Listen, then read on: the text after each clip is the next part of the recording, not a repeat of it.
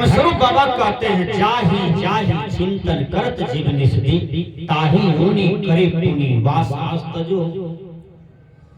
ऐ संसार के लोग, जीते जी अपना घर की तैयारी करो कि शरीर छूटेगा तो कौन सी योनि में जाएंगे। पुण्य कर्म यदि है तो मनुष्य तन मिलेगा। अब कहीं आपने चोरी किया है, झूठ बोला है, नशा खाया है, बेविचार किया है, हिंसा किया है, तो फिर भुआ पिल्लू जोनी में कौन जाएगा, जोक चाली गिरगिट में कौन जाएगा, गाय माल नेड़िया खेड़िया में कौन जाएगा, जी में कौन जाएगा। यही बेविचारी तो जा रहा है। सदगुरु कबीर कहते हैं, 84 लाख जीव जंतु में भटकी भटकी दुख पाओ, चेतत नहीं मुग्ध नरबोरे मोर मोर गहरा। शरीर छूटने के बाद यह आत्मा कहां जाती है, विचार कीजिए। आपने इस पर थिंकिंग किया है? शरीर छूटने के बाद एक सेकंड भी आत्मा को फुर्सत नहीं है, कर्मानुसार तुरंत किसी योनि में चला जाता है। कर्म के अनुसार जैसा कर्म है, जैसा वासना है, उस योनि में तुरंत चला जाता है। एक आदमी मर रहा था, ठीक से समझिए, तो उस पड़ोसिया के दरवाजे पर बेर का पेड़ था, उसमें पका पका बेर था। पड़ोसिया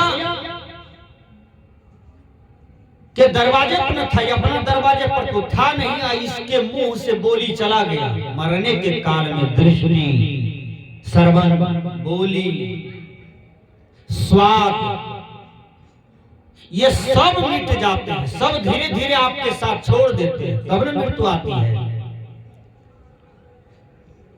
लेकिन बुद्धि थोड़ा काम कर रहा था, उसके बुद्धि में था कि वो बेर हमको कोई तोड़ के खिला देता, अंतिम इच्छा है, तो खा के मर जाते तो आत्मा जुड़ा जाता।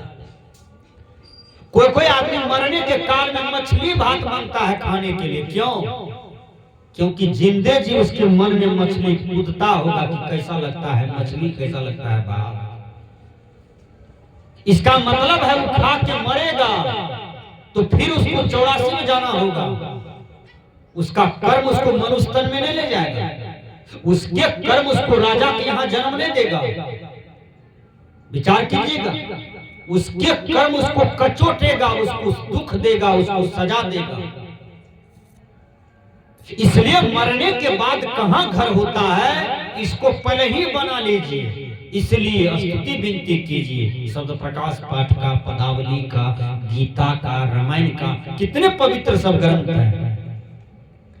ध्यान कीजिए, साधना कीजिए, हाथ से दान पुण्य भी करते रहिए, कंजूस मत बनिए। इतना जानिए कि खाली आए हैं, खाली ही जाएंगे। कितनों कुछ जमा कर देंगे, सब चीज छूट जाएगा और सब कोई छीन लेगा। मधुमक्खी मधु को जमा करता है खोता बना करके, ध्यान दीजिएगा। एक आदमी आता है, धुआं लगाता है, चद्दर ओढ़ करके सब मधुमक्खी को भगा भी देता है और घर को उसका काट फाड़ करके मधु चुआ करके लेके चला जाता है। मधुमक्खी पछताता है, कौन ऐसा अभागा आदमी आया कि मेरा घर भी तोड़ दिया, हमको भगा भी दिया, मेरा जमा किया हुआ माल लूट करके लेके चला गया।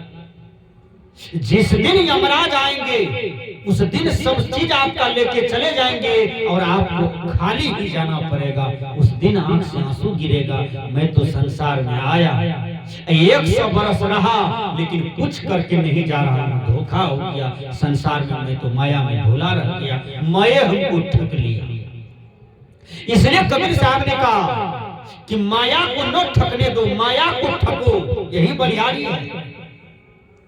संसार में मत घुसो, संसार में घुस करके संसार से भिन्न वाला जीवन जियो, असंग वाला जीवन जियो, अनासक्त जीवन जियो, इसी में बलिहारी है। कैसा जीवन जीना चाहिए? बिल्कुल जनक जी महाराज के तरह।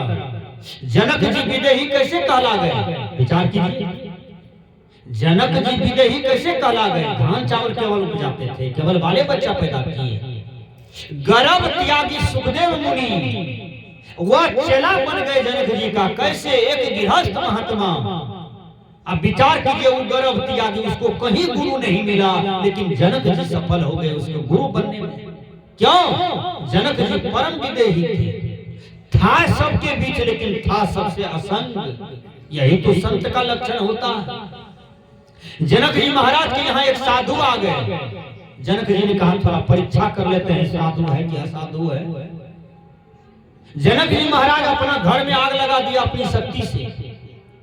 2 मंजिला पर साधु का नंगोटी सूख रहा था। साधु बपरार काटे यहाँ आसन पर, मेरा नंगोटी जल गया, मेरा नंगोटी जल गया। जनक जी हंस रहा है। साधु कहता है बाबा जी, आपका बिल्डिंग जल रहा है, आप हंस रहे हैं, मेरा नंगोटी जल रहा है, तुमको प्राण फूट रहा है। 1 घंटा में उसका घर जल करके राख हो गया। साधु जलते हुए घर में फान करके गया, नंगोटी को दौड़ करके लाया किसी तरह से। जनक जी ने तुरंत फिर दिव्य शक्ति से अपना घर तैयार किया। कहा साधु, आपका मन संसार में अब तक रम रहा है, आपका मन अब तक राग में है, आपका मन में वैराग नहीं है। जिसके मन में वैराग हो जाता है तो उसका नंगोटी जले कि घर जले कि दुनिया जल जाए, उसको उससे मतलब नहीं रहता है। संसार के कोई प्राणी पदार्थ से मतलब नहीं रहता है, उसको केवल अपने स्वरूप से मतलब रहता है। वो अपने आप में प्रतिष्ठित रहता है। यही सच्चे साधु का लक्षण। विचार कीजिएगा। तो मैंने कहा